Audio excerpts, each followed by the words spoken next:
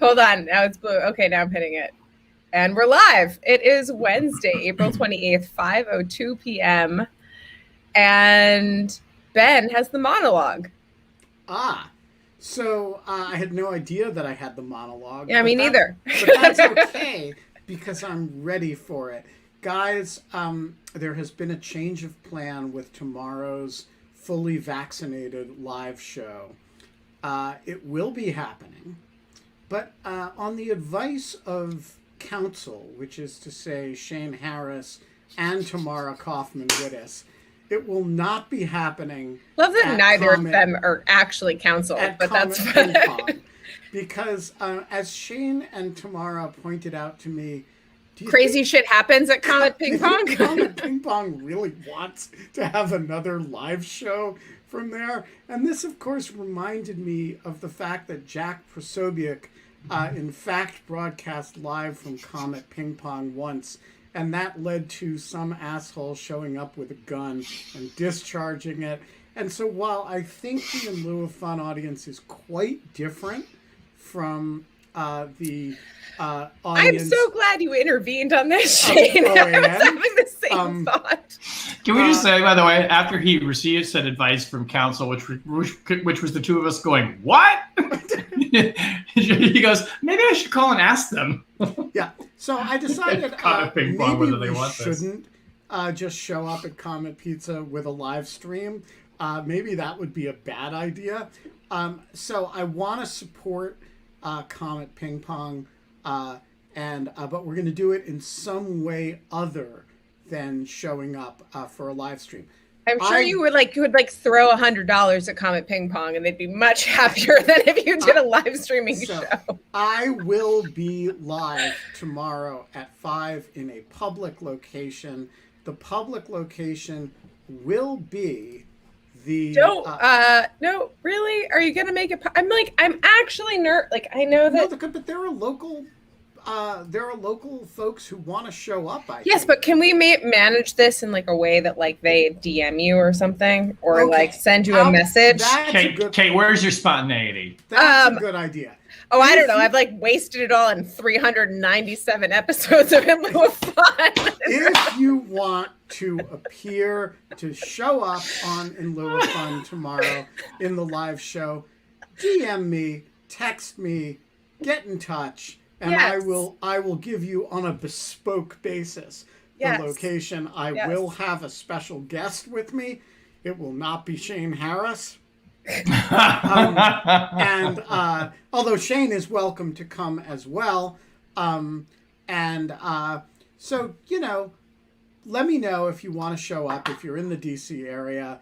And we will do this thing tomorrow at a location within striking distance of Comet Ping Pong, but not within sight of Comet Ping Pong. That's the game. All right. We are not allowed to have fun anymore, but in lieu of fun, we are allowed to have the progenitor of that very good advice, the what the fuck are you thinking advice, Shane Harris. Shane, welcome back to the show. Thank you for having me. It's always a pleasure. Cheers. It's so lovely to see you. I put on the I also want to say that I have this lovely necklace that was sent to me by one of our viewers that nice. she made herself. And so this is totally kind of gorgeous. Ben thinks that it kind of looks like bones. I don't think it looks like bones. I think it kind of looks like one of those mouth harps where you kind of like one of those, but I love it. And I think it it's really awesome. It kind of looks like a cicada. Yeah. Oh, wow. It does kind of look like a cicada. You're right. Man, did you see our episode yesterday? It was pretty funny. We had a cicada episode. Did you really? It was this guy who was an expert in entomology at Penn State and had wanted to do this his entire life and became an expert in bugs and has a PhD in entomology. And all he does is basically run an insect ID lab for a living. For the land-grant college at Pennsylvania State. And people just mail him bugs. And we're like, what's the worst bug you ever got? And he's like, people mail me a lot of dirt. I was just, Can't they just send them a picture? It was a great show. Yeah, it was really. It was a really weird experience just to watch the show. Interesting. I've never, I have not seen the cicadas yet, although I lived through one of the broods when I was 8 in Nashville, and it was genuinely biblical in scale. It was terrifying. Really? I'm so jealous that you guys are going to get to do this, and I'm not going to get to do this. Come down. I haven't seen one. I haven't seen a one. They're not out yet. You're not going to see them in your neighborhood. No, there'll be more in too your much neighborhood. pavement. But yeah, exactly. Up here, they're, and if you like walk down into Rock Creek Park. Oh yeah. It is deafening. That's what I should do. I should go for a nice bike ride in Rock Creek Park and see all my cicadas. Well, he was also saying that you can start looking at the ground and there'll be all of these little kind of tunnels that start to appear out of the ground, and like they'll be sitting there and they'll be waiting to come up. But anyways, I just thought the whole thing was great. Also that it's not called Brood X, it's called Brood 10. Yeah, no, we call it Brood X. I'm sorry. He was just wrong about this. It is true that it is called by entomologists Brood 10, and the X is the Roman numeral. But colloquially, it is known as Brood X. And, you know, he shouldn't be trying to take our fun away. Well, is it American History X or is it American History 10? X. X. But did you see the McSweeney's article where they asked you to identify, is this Brood X or Gen X? Oh, no. I did not see that. I'll put it in the chat for people. But you know, that is amazing. So for people, those in the audience who have had small children in the last 20 years will know the song by Trout Fishing in America about counting the wheels on the semi-truck, the wheels on the big rig. And there is part in which they count them in Roman numerals, which is counting from 1 to 18 in Roman numerals. And it is awesome. So... and when they get to 10, they don't say 10, they say X. They could say X in Latin. Yeah. What is X in Latin? Although probably X. That is awesome, by the way. I did not know the etymology of the word cicada until yesterday's show.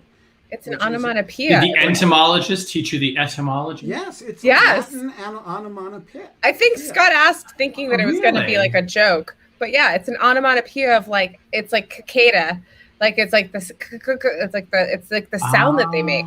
Oh, interesting. What it's pronounced in Latin. It was so cool. Anyways, so yeah, I know that was.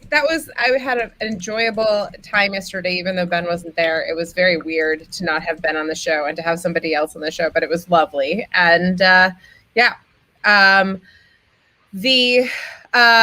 so. I don't know what we're going to talk about today. I had sold you for talking about the 100 days because I just figured you'd have some interesting stuff to say. But you're not on the hook for it if you're bored with that or don't really want to do that kind of shtick. So whatever you want to talk about. Just talk Rudy. Oh yeah, we could talk Rudy. We could talk Rudy if you want. I will say on the 100 days though thing. I'm just curious. Where did we get the convention for the first 100 days? Does anyone figure that out? Yes, it's from the Roosevelt administration. It is the Roosevelt administration. Okay. I thought it was. I should know that. The Roosevelt administration was, passed essentially all of the initial wave of the New Deal in the first 100 days, and it was actually called the 100 Days. It's probably one of the most productive sprees of legislation in congressional history, and it had to do with... yes, I do specifically remember this, yeah. Yeah. American history. Okay.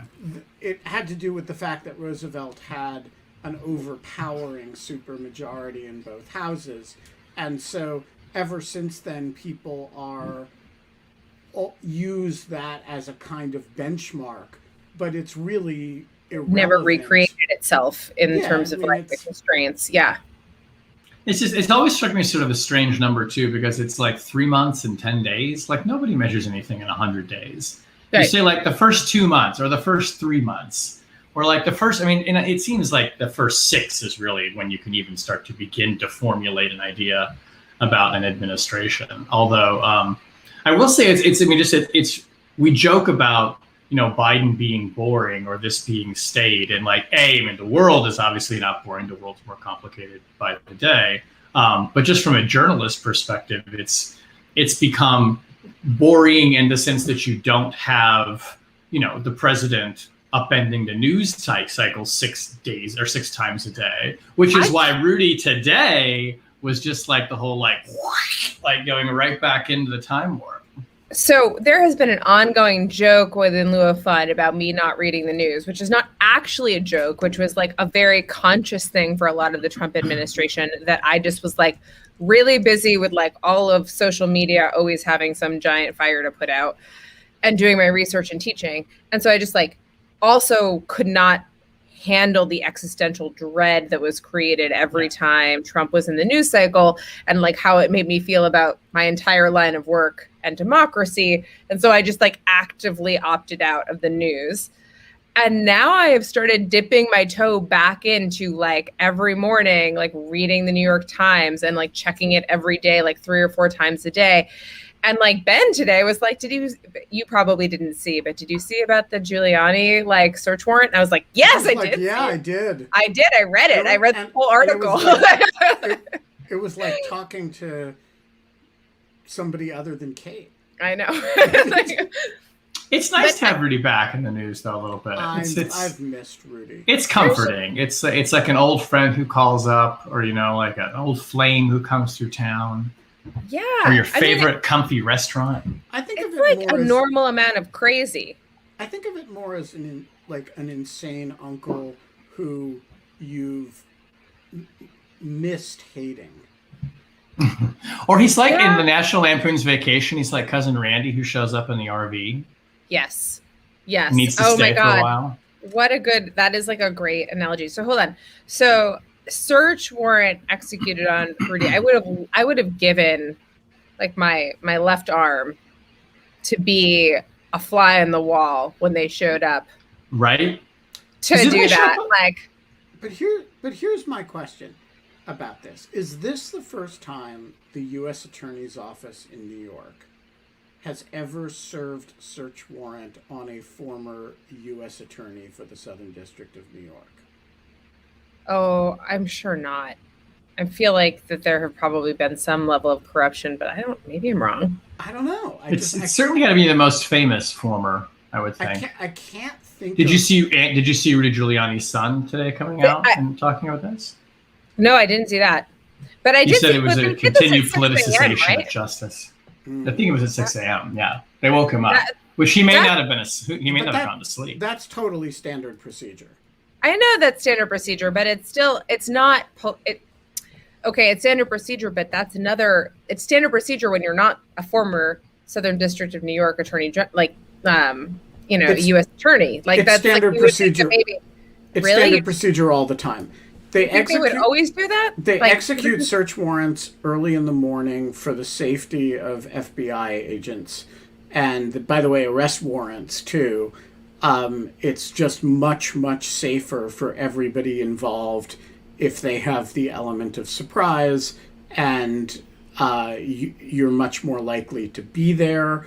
You're much more likely to be sufficiently confused that you're not going to fire a weapon at them, and so it's just a standard FBI protocol in executing a warrant that you do it early in the morning, and you bring many more people than you need in order to do it.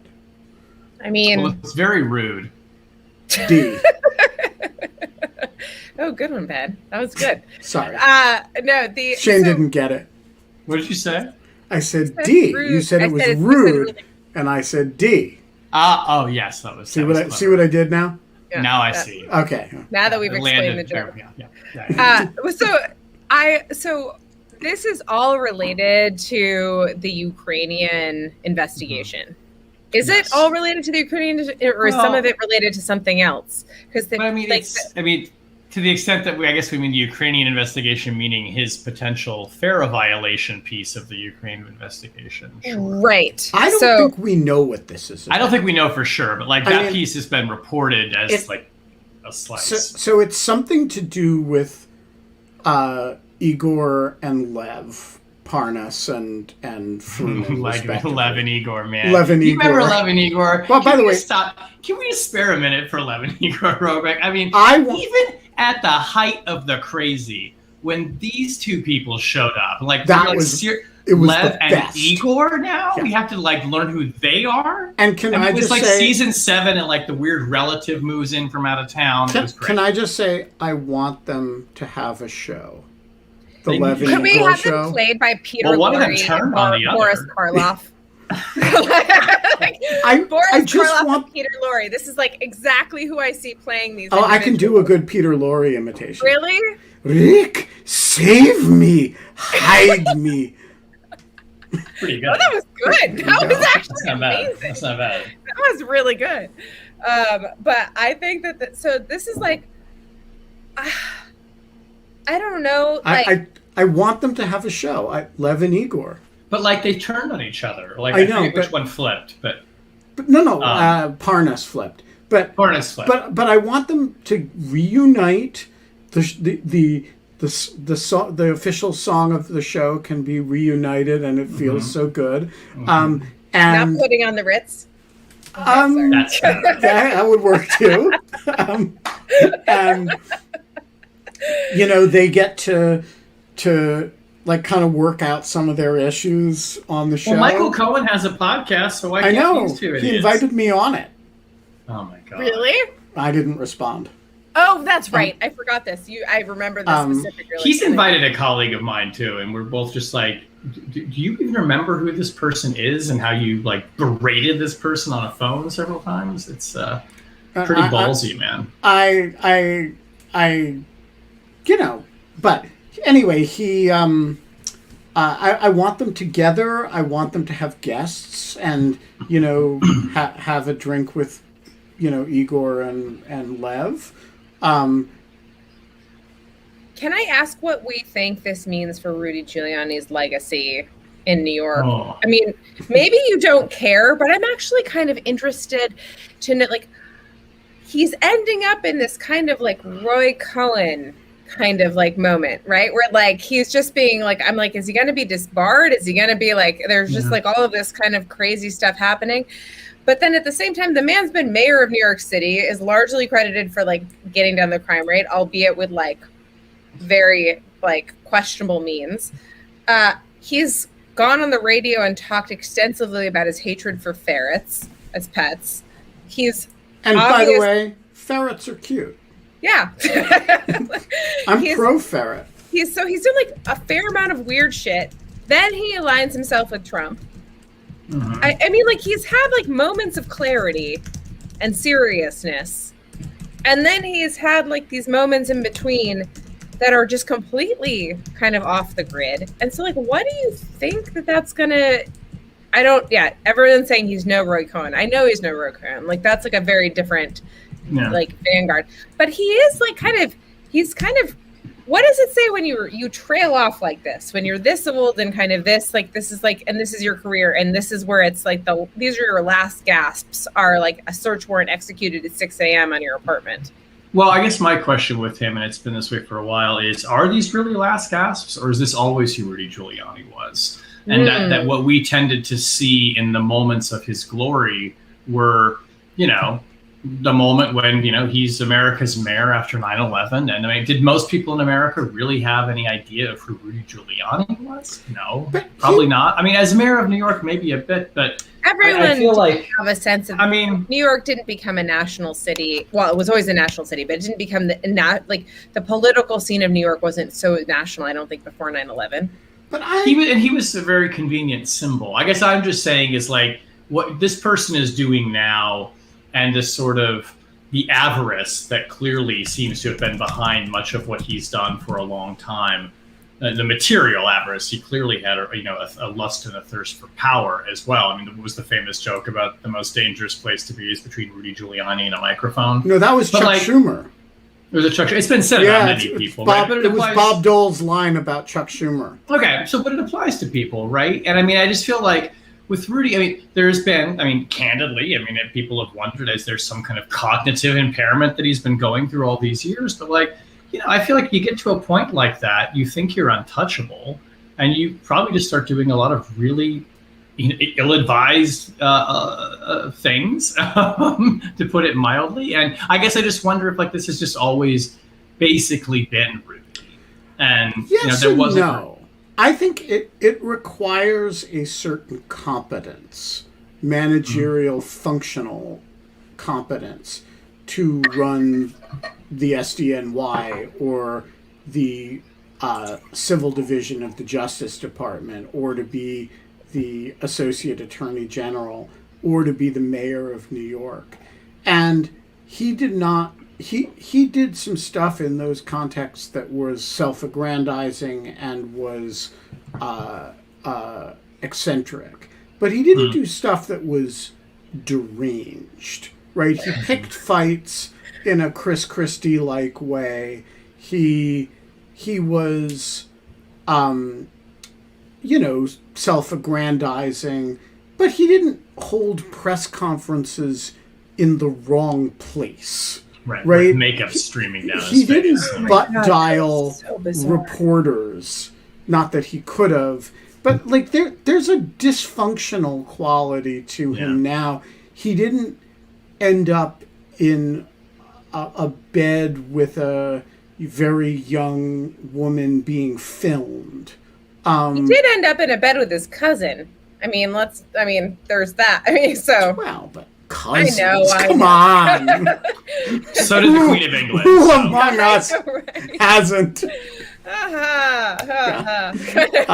Just ask the Queen. I mean, right. So true. I don't know. I do think it's different. I think he's also the inability. Laura Jando says in the Greek chorus, but dialed numerous times, the inability to dial back having learned from mistakes. Right? So you make one awful thing happens, and then you say, boy, I'm a little out of control. I need some grown-up oversight or something. But he hasn't done that at all. Well, that also makes me think of how much of it is, and again, now we're, I think, more psychoanalyzing, but how much of that is the kind of Trump effect, which frankly goes back to the Roy Cohn effect, which is the relentlessness. It's like you can never appear to learn from a mistake. You just keep going, you keep fighting, you keep doing the same thing. And the people who generally stayed in Trump's good graces the most were the ones who behaved that way. When you started to show hesitation, that's when he started to suspect you of disloyalty. And Rudy was just always, I mean, Rudy was full Trump all the time, right? And at the end, I mean, to the point where, there were things that he was saying at some of these press conferences during the post-election period that I think that we were getting signals that even Trump was like, okay, that sounds crazy even for me, right? I mean, some of this stuff about the voting machines and whatnot. So maybe a lot of it was just performative to stay in Trump's orbit. I don't know. Yeah. I don't know, but why to stay in Trump's orbit? What, is it? He was the president. And they were friends. They had been friends for a long time. And Rudy was one of his, political allies. I mean, Republican mayor in New York,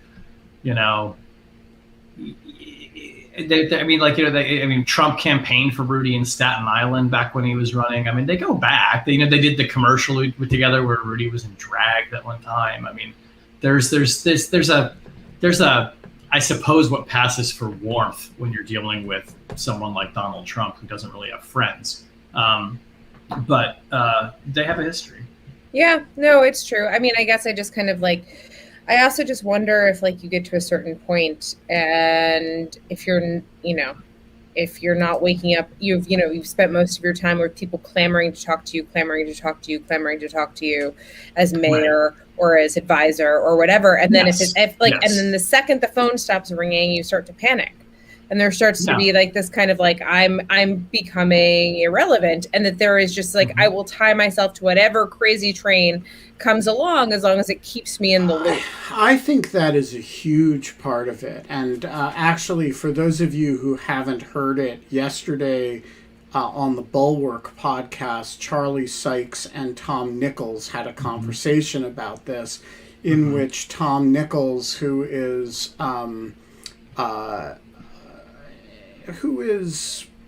very savvy about this kind of thing, described this as the essential quality of certain right-wing media. He was particularly talking about Tucker Carlson, right. But the need, the sort of narcotic need to, to stay relevant by doing the next most outrageous thing.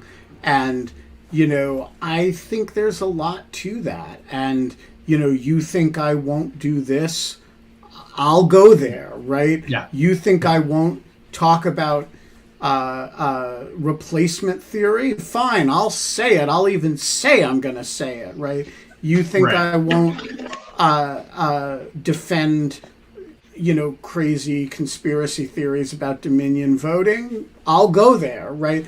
And I do think there's a, for some of them, the saner ones, it's a marketing strategy, but for some of them, it's a pathology, and they feel a need to. I think there's a panic when the phone doesn't ring. Yeah, and this actually gets to a kind of 100 days observation. But I mean, the reason so many of these people behave this way is the incentives are all aligned for them to do so. And now you have an administration in which that kind of behavior is disincentivized, very much, and that, which was not unexpected. But that's kind of just when we're doing the compare and contrast thing. I mean, not only are people not expected to try and behave in such ways, you would be penalized for doing that. But I have a question for you, Shane, because I have like a 0.5% sympathy for this in my own life, which is that a few months ago, if this had happened, I would have been on television tonight. And as it is, I'm not, and that's fine. But there was a moment this afternoon when this broke, when I was like, oh, this is happening around me. And I'm a secure enough person emotionally that bothered me for a fraction of a second. And then I was like, actually, it's super great that it's happening around me. But I could totally see how, if you're the sort of person who lives in the limelight and for the limelight of a sort that runs for office, and that this bothers you in a deep way. And so, like, you also used to, in this era, did a lot of television. Yeah. Did you feel like, wow, this is this is the sort of story for which people like me used to be famous? I mean, not until you put it that way. My first thought was like, who did I talk to about this back when this happened, like 6 months ago? And we thought Rudy was a Russian agent. And I'm like, oh, God. And I just got like a headache, honestly, thinking about it. But you raised kind of in a broader sense, the nature of my job and what I do in my particular beat is like, and this is the same for you, Ben, too. It's like, we're not on TV all the time. Like, I write stories that come out like normally like every 2 to 3 months. They're very long. They take a long time to investigate. And usually we're not kind of like in the mix of commenting on the day's events. It just happened to be that in the past 4 years, like the day's events were usually, running through like a train through the world that I cover, and I could comment on them. It was tons of fun, right? And I still like, do some TV and radio, and it's just enough that I like to, it's my performer nature. But like, I don't feel any nostalgia for this story at all. And for like the feeling, as exhilarating as it could be to kind of go on television in the moment and talk about it and explain it to people, and you get to explain to people a different way than you do in print. It was insane. I mean, the country was flying apart, and I said this before to you, and I can't remember if I've said it on your show now, but I wasn't covering the intelligence community for 4 years. I was covering a president at war with the intelligence community. I was covering a major 4-year-long period of dysfunction in one of the most critical places in American government. And I'm very happy not to have to go on CNN and talk about that right now. Yeah, I mean, I will, and Tony Kaba, I'm about to bring you onto screen just to give you a little bit of notice. But I was going to add to that. I have a totally different beat from you, but the world's realization about the power of social media and the power of tech over speech has just completely has had a similar kind of huge upswing in the last 4 to 5 years. And it went from writing 1 or 2 law review, not even popular press, but law review articles and an op-ed a year to being kind of constantly called by reporters and all of this stuff. And it did create kind of this flurry of not anxiety, but adrenaline of kind of constantly being on call, and you felt like your work was important and you had impact and you had a voice in how things were shaped.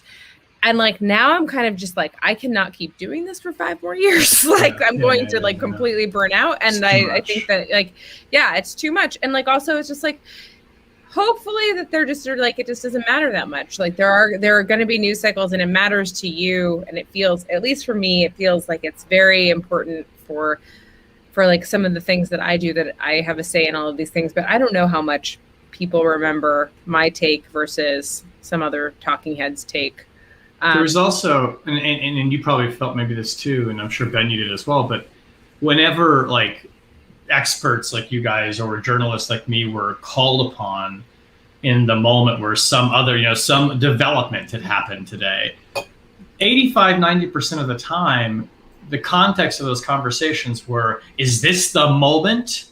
Is this the end?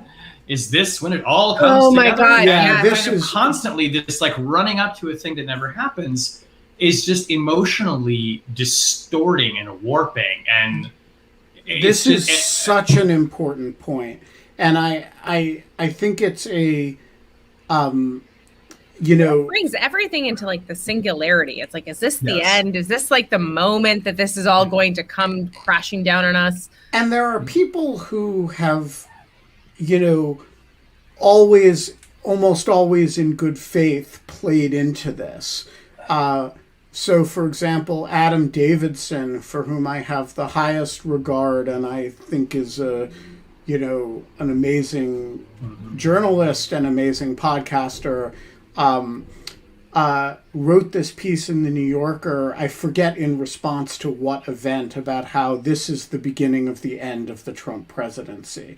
And, it was actually an indefensible argument, because it was either because you don't know if it was or not. And I knew what he was saying, but we all had this urge to confuse what I think this should be the end, a reasonable, in a rational world, this would destroy a presidency, with the analytical point that this will be. And I think there's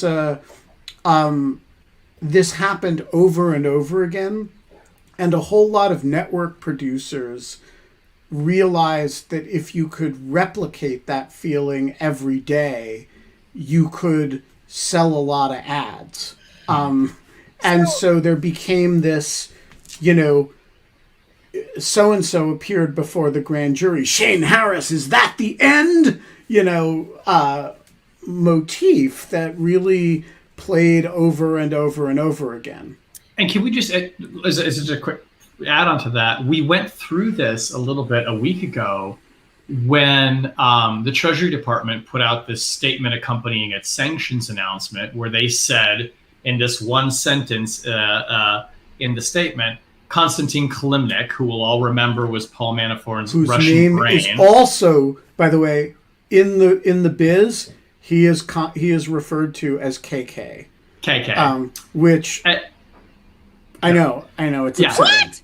It's very confusing because you also are a Russian spy. But like you had this line where it said that Konstantin Kalem, I'm paraphrasing, gave the campaign and polling data from the Trump campaign to Russian intelligence. And this was an important statement because no official statement had ever explicitly said that this associate of Paul Manafort took this data from the Trump campaign and gave it to Russian intelligence. There had been kind of phrasing that went around that or that implied it. And some people said he was an intelligence officer, and some reports said he was an intelligence agent, by the way, two very different but related things.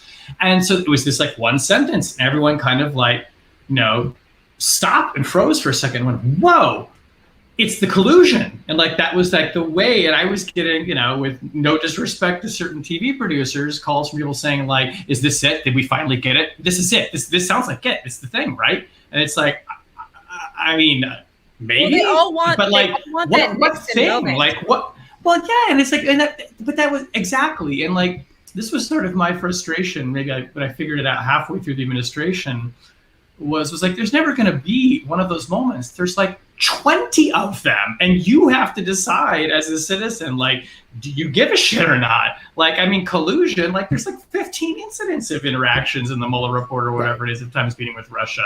It's up to you, I guess, to decide whether you're cool with that. But part of this was also, I think, that we kept building up these unrealistic levels of expectation of what was going to be the thing. And like, we all remember Mueller delivering his report thinking it was going to read like an indictment. Well, no, it's not an indictment. I mean, like, no one's going to come in and just write the ending of the story here and fix it for you. It's an accretion of information, and we have to decide what to make of it. And, and people kind of went through the Watergate model of, finally the smoking gun and the shoe dropping, which even that is probably not exactly, like, if you go back and read Elizabeth Drew's great book about the Watergate period, it too was just like an accumulation of just awful stuff. And yet, I mean, the movie's actually so terrible. Like, the movie's actually like not that interesting. They create. I love the movie. I mean, I love the movie. But we should have Elizabeth Drew on the show. I love the movie. Like, remember, Ben? I had my 7th grade sleepover birthday party, and then everyone fell asleep except for me watching All the President's Men. But like, no, I love the movie, but the movie is like really boring, drip, drip, drip of facts. And then all of it. It's like working in a newspaper. Yes, exactly. And then the big sell is in the fucking finale in the teletype that they're putting over they're putting over the thing of like people resigning, and then I've never liked the ending. I love that movie, but I don't like the ending. I will say. I think, but you've given me a great idea. I want to see if we can get Elizabeth on the show. I might have to go over to her house to set her up. That would be amazing. But I am. Please do that, Ben. I love Elizabeth Drew, and if you've never read Washington Journal, it is the only truly great book about Watergate. Tony Cava, thank you for being so patient. That is a lovely, dapper summer pink collared shirt that you are wearing, sir. Thank you. Your remodeled office looks great. Thank you. If only it was dapper and summery here today, but it's not. It's typical Washington State April. Shane, it's really nice to see you on the show. Hey, Tony. And yeah. I had a couple questions. If I could really quickly, one that maybe you could talk about at the end of the show, because I don't want to derail the conversation, but that is, you posted a really great tribute to Michael Collins today on Twitter. And I kind of got the impression that he had an impression on you. So I was wondering if maybe you could just talk about that, what effect he had on you and what effect he might have had. Do it now. Don't wait till the end of the show. I'd love to, yeah. Okay. You want to do that? So Michael Collins, for those who don't remember, was one of the 3 members of Apollo 11, which of course is the mission that landed on the moon, July 20th, 1969. And Collins was no, he was the 3rd on the crew. Yeah, Collins was the guy who stayed up in the command module while Armstrong and Aldrin went down in the lander. And so, of course, like, everyone remembers Neil Armstrong, first man on the moon. Most people remember Buzz Aldrin, also the guy with him. most people don't remember Michael Collins, who died today at 90. And the thing that I mean, I'm a huge space nerd, but the thing that's always stuck with me about Michael Collins was, obviously, yes, takes a lot of self-confidence and poise to be like, the guy who's going to be the least famous of the group, right? And you're up there while they're down on the moon doing the thing that you came here to do. But also that, what I said on Twitter was, I would argue he was the most important person on the mission because the other two astronauts' lives depended on him. Remember, they had to get up off the moon and reconnect with him, and he was their ride home. And we see this kind of in the movies, and we think, oh yeah, the ships just meet up. This had never been really accomplished in any kind of live way like this. So many things could have gone wrong. And the other thing that I said was, and also that he had to come to terms, and he talked about this in some interviews, I linked to one of them, that he understood there was a possibility they might not make it off the moon, or that the docking might fail. And if that did, Michael Collins had the ability to go back to Earth in his ship. Armstrong and Aldrin did not. And so he had to accept the fact that he might have to leave them there. And he said he would have. He said, I would not have committed suicide. I would not have stayed. I would have left. And we never talked about it. We never mentioned it. And he said, but I think that they understood that. And I just thought the weight of that, to have to carry that with yourself. And he did it with such poise, and, the mission succeeded. But to go in knowing that that is your job, and like, you will never be famous for this unless it goes very, very wrong. And then if it does, you will have to do something impossible. And I believe he would have done it. The other interesting thing about that dilemma is that he is, I think, thought of as like the unlucky third person who had to stay on the ship. Who drew the short straw. That drew the short straw that didn't get to go to the moon. Yeah. And if anything had gone wrong, he would have been the lucky one that didn't have to go to the moon and wasn't like left out, And so there's such an interesting kind of like, you could just see the forking of like the story there for sure. Totally. Yeah. Well, that's what was so amazing about your memorial, because even though I'm old enough to have actually remembered it and experienced it, the landing, I had never given thought to that he might have had to just say, ciao, fellas, and leave. And then when he got back, he would have been the guy who left them in space. Yeah, exactly. On top of everything else. So the other question, and he's a great American, you should always just remember that. The other question is back to Giuliani, and it's more kind of a cultural question. Not a great American.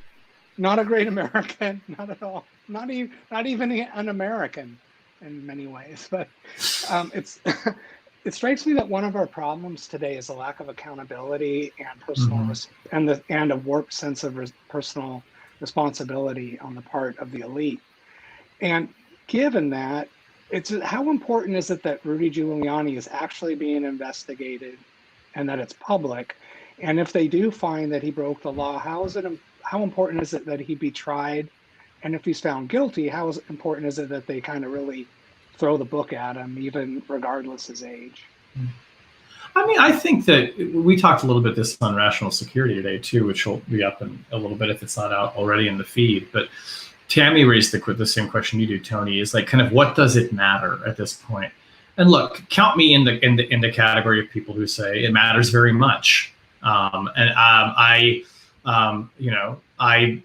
believe if he's committed a crime, he should be held accountable for it. And we can argue about FARA and how serious it is, but there are rules and laws, and there are sentencing guidelines, and I think that. Also, count me in the category of people who think that public officials should be held to a higher standard. Now, he wasn't a public official when he committed this act, but I do have a bit of a, maybe it's a naive sense that people like Rudy Giuliani, who had been previously entrusted to look out for the public good and enforce the laws, have maybe even a higher obligation not to go break them. But like, politically, will it do anything? No. At this point, I think the die is cast. I just want to accentuate that point and maybe outflank Shane a little bit. Of course it matters. Let's assume for a minute that in the course of his efforts to spread disinformation on behalf of a foreign power and thereby influence the United States elections, none of which, by the way, is seriously contested, as a matter of fact, that he did that. He wouldn't even contest that. Right, except I suppose he would say it wasn't disinformation. Right, but let's assume that along the way of doing that thing, he committed some crime. If you ask yourself the question, is it important to prosecute crimes committed on behalf of the President of the United States for purposes of spreading disinformation in conjunction with a foreign power to rig or influence the conduct of the United States election? The question answers itself. And, that's the essence of an important crime. And it should be, and there's, not to interrupt, there's somebody who just commented in the chat, and this makes it even more to sort of foot stomp it, as we like to say, this belief that because he's famous and connected, he'll get off, right? That makes it in some ways even more important to hold him to account so that you demonstrate that, no, that does not happen. Like, we have to kind of, we don't want people to believe that just because you are famous and friends with the president automatically that you will never be made. Never suffer any consequences. That can't stand. If he's actually found guilty of a crime, he should be convicted and do the time. Yeah, absolutely. Genevieve, hi, friend. Hello. Go ahead and ask your question.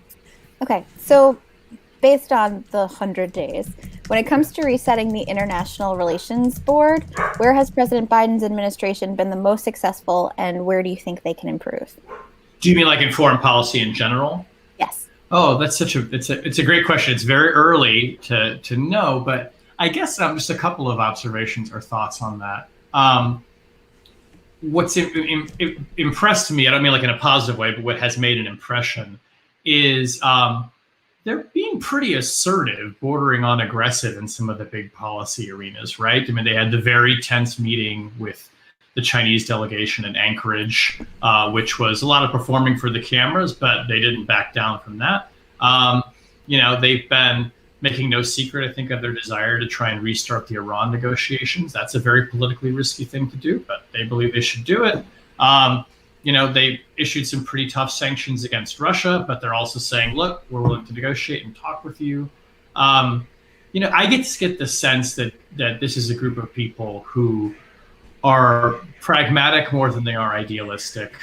A lot of them had served in the previous Democratic administration and seemed just a little more, world weary. And I don't want to say jaded, but just like a little like the rough edges of maybe, or the edges have been rounded down a little bit. But these are also people who believe very strongly in the importance of a muscular role for America in the world to try and make it a better place and protect our interests, and they're pretty rational about that. So not a lot of surprises. One place that the only things that I thought that was kind of made me go ooh was and it's maybe minor, but when Jake Sullivan issued a statement not long before the World Health Organization investigative team went to Wuhan to try and trace the roots of the coronavirus, and came out with a statement basically torpedoing their work before they ever released a word, because they had no faith at all that it would be credible and that the Chinese would let them in. I thought, well, that was interesting. For a lot of reasons, one of which being that the United States government still has no official position on where this thing came from. And I think certainly we're saying, and we're not going to let the World Health Organization come in here and try to pretend that they do. That just kind of felt like throwing a fastball. And I thought, wow, that's interesting. But it's still early. I mean, the president hasn't even taken a foreign trip yet, although I think he's going to do it in July. Isn't he going to England in July or Canada? Oh, interesting. I don't know. Canada counts as a foreign trip. I don't know. That's interesting. Yeah, technically does. But so far it just seems like mostly predictable. But I think that the last thing I'll say on this is, in talking to people from allied governments, when I say to them, well, what's your impression, Ben, of things? And you kind of expect them, at least I did, to say like, oh, thank God, everything's going to be fine, a breath of fresh air. They're still extremely nervous. I mean, it's not a representative sample, but like people I talk to in the security world look at January 6th and they say, like, don't tell me this isn't the rearview mirror. Like, you guys could go right back there again. And I think that they look at the Republican Party, frankly, and how it has been functioning since then, and are really still very anxious. Really quickly, Genevieve, before I let you go, Ox has a question for you in the chat. He wants to know how you got that incredible picture of the cheetah coming out of the tree that Ben made the leopard, the beast of the day. That was so great, and I'm gonna find it so that I can like share it. But tell us how you got that photo. So it actually was like a really happy accident because I didn't realize that the camera setting I had put it on allowed you to take a stream. So this is not like a skill thing. It's absolutely a fluke thing. And I was looking through them because I had taken one. He had been sitting up in there for a while, like as he started to move. And I kind of sneezed and held the button down and it kept going. And so that's how we got that photo. I'm just going to show I don't think you should ever tell that story. You should this is the picture. Wow. That Genevieve got. It is just like the tail straight back, and just like it, like the parallelism is just like incredible. Yeah. It is such a cool picture. I really like that picture. It's a vertical beast of the day. Yeah, it's absolutely amazing. Great shot, Genevieve, and it was great to see you. Talk to you soon. Thanks. So we have we lost Alice somehow. And then Michael, but we have Michael, who has a great question that is coming to us. If I can, I can turn on either his mic or his video, which I'm seemingly not able to do. I think his mic's on. Mic's on. Oh, there's video. His video went on. Hold on, Michael. I'll get your video back on. I have to just be patient. Apparently. Hi. No, I'm pretending I'm at the Cape like you were all summer. Yeah, I know, with the shingles. It's very cute. Yeah, right, it's much more chartreuse. Yeah, Cape Henlopen. Yeah, perfect. So nice. we specifically we were thinking that I liked the National Academy of Sciences workshop section 230 question, if you want to ask that. But you're also welcome to follow up with the other question because we lost Alice suddenly. Well, the first question was about the panel that Ben was chairing yesterday instead of doing this show. And yeah, that was a bummer. 2:30, there was an amazing workshop all afternoon yesterday. I was supposed to be part of that, and then I also had to bail out of it because I had to do the show, and then I also had to do other things. But anyways, Ben covered for me. You were missed, but the only question that wasn't answered was, how do you answer the arguments that Ted Cruz and Holly and now Senator Kennedy have made, which is, well, Facebook's just like a newspaper. Why don't we hold them liable, just like newspapers? And there was a discussion about this on the panel that Ben was on, but everybody said, oh, no, the internet's brand new. It's totally different. We don't have to deal with old analogies. But we do have to deal with old analogies because people are using them and applying it to the internet, and it's wrong. It's going to lead to really bad policy. So this is not about the first 100 days, except that it is because Biden has promised to reform Section 230, or at least support congressional efforts to do so. Okay, so a couple things about that panel. First of all, of interest to this audience in particular will be the fact that I actually was able to pose the question of Cash Hill and her co-author's article to Aaron Krolik. Aaron Krolik, sorry, I forgot his name for a moment. But, they had written this article, which they came on the show and talked about the previous day. And I found myself chairing a panel with Kate Sheeran of Google. And I posed the question to her, why should we protect you and immunize you in the context of an environment in which, you guys are indexing extortion sites.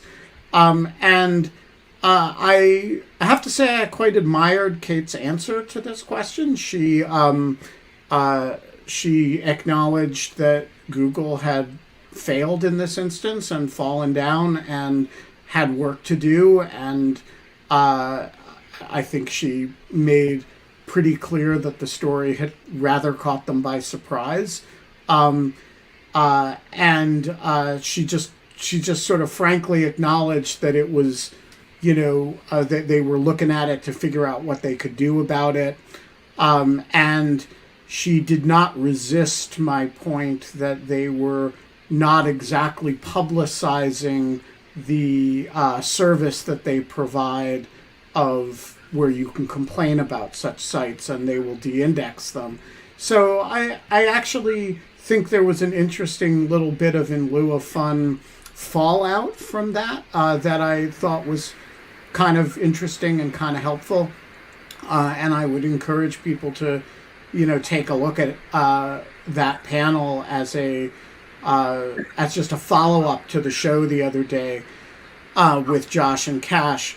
On your specific question, look, the simple answer is Facebook is not a newspaper. Now, I think you can make a decent argument that Facebook should be treated as a publisher. And I do think as an original matter, Section 230 was probably a mistake. And so to the extent that Ted Cruz says, hey, if Shane Harris publishes it in the Washington Post is liable, including if Shane Harris is a letter writer, so why should Facebook be any different? I think there's actually some justice to that question, and I'm not inclined to ridicule Ted Cruz for posing that question. I am inclined to ridicule Ted Cruz for suggesting that Facebook discriminates against conservatives in its content moderation. That strikes me as a frivolous proposition and one that is wholly untrue. The question of, I could argue all day with Mike Godwin and Kate Klonick about what the right level of what the right analogy is for the immunity question as a philosophical matter. I don't think we would come to an agreement, but I do think there's a really interesting conversation to be had about that. And I wish that Ted Cruz was actually making that argument rather than suggesting that, all the Silicon Valley tech entrepreneurs get together and blacklist conservatives, which is a frankly ridiculous proposition. No, that part is totally ridiculous, and I agree with you. I think that the other part of the 230 thing is a longer conversation, but I agree.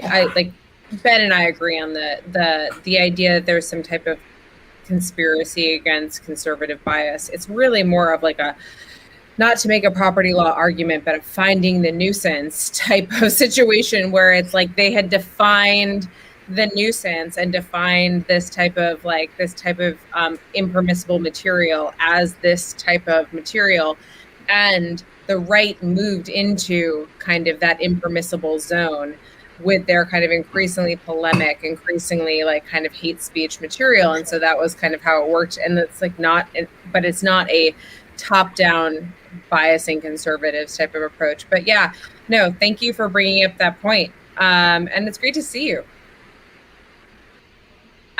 Shane, I am going to be remiss if I don't get to mention the Barnes Museum. And so, Ben, yesterday I did a viewing party for my property law class of the 2009 documentary Art of the Steal, which is this batshit crazy documentary. I don't even know if there's any other way to describe it. It's just completely, it's so unidirectional, but it's basically about a man who collected modern and post-impressionistic paintings in a time when they were worth almost nothing, They then were worth $25 billion.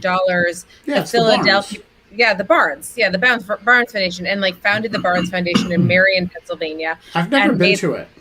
Yeah. I've been meaning to go. Well, it doesn't exist. The question is, can you go to it or not? Yes.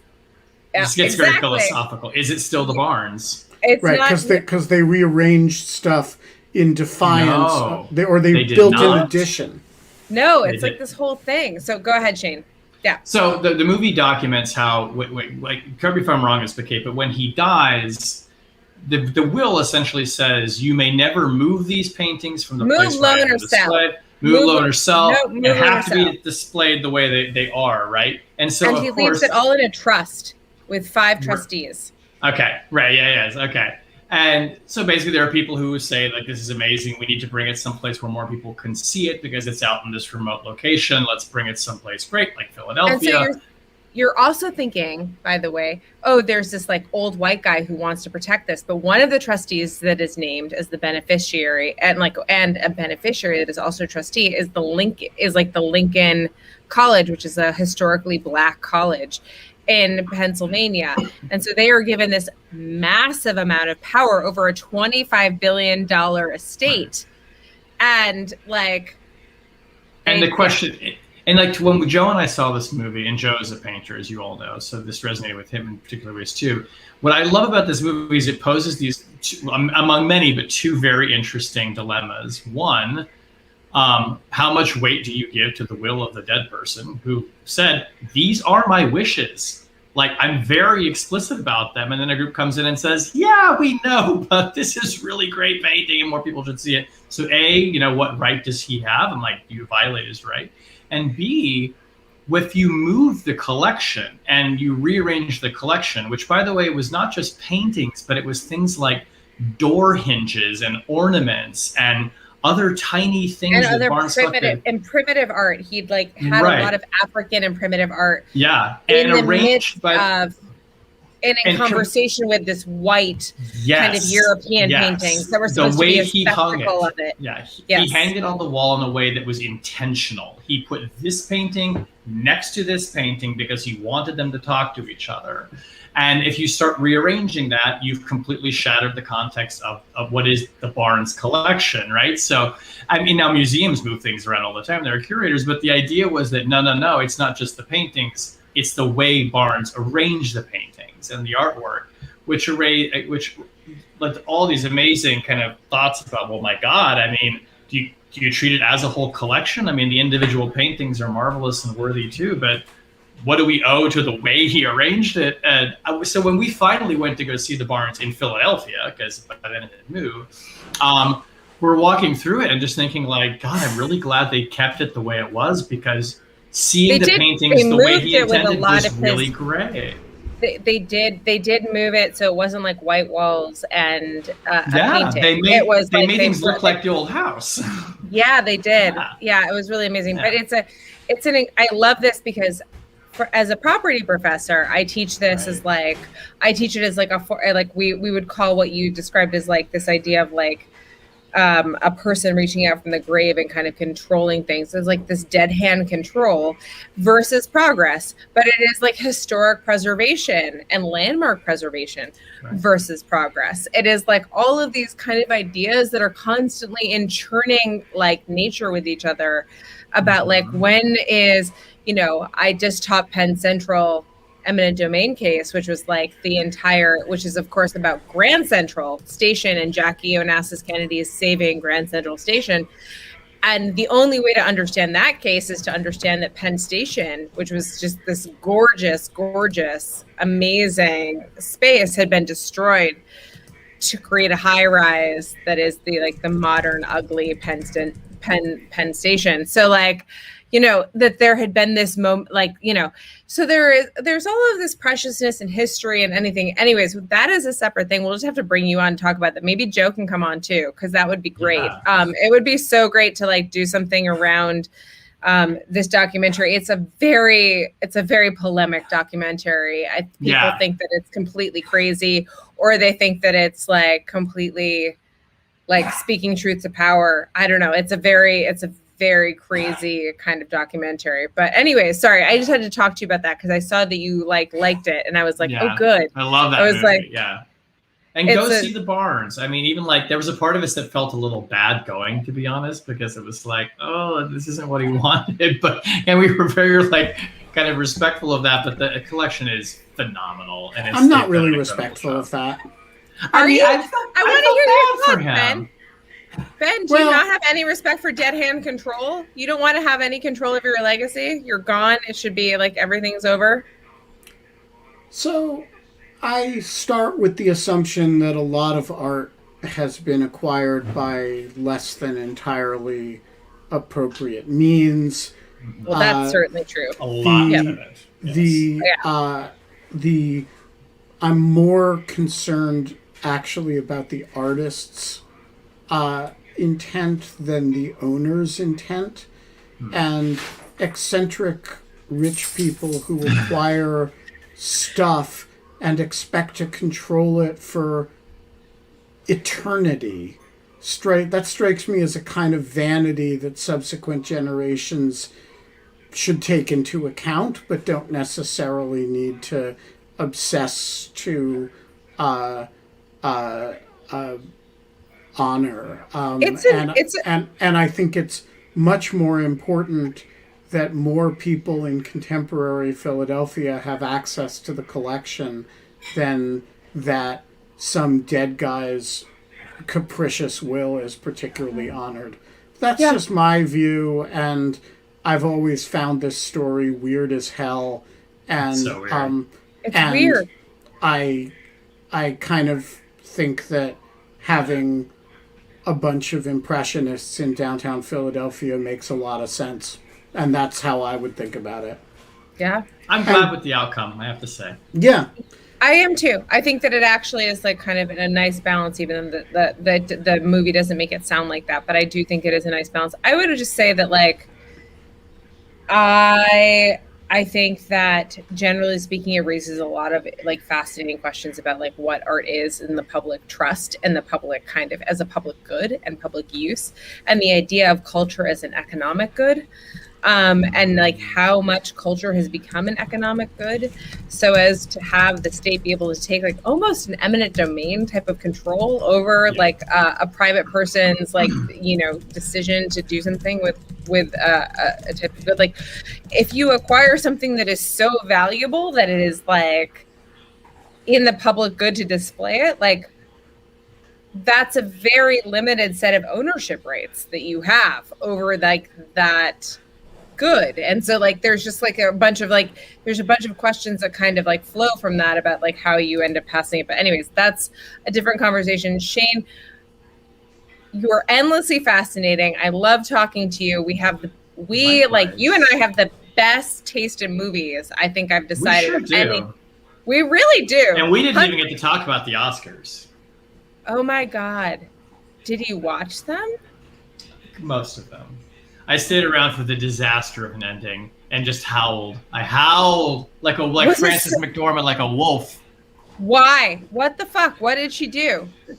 Oh, so real quick, because I know people gotta go. But like, so Steven Soderbergh was the producer this year, so everything was like just weird, and everyone's like, "Ooh, it's the Auteur Oscars," like whatever.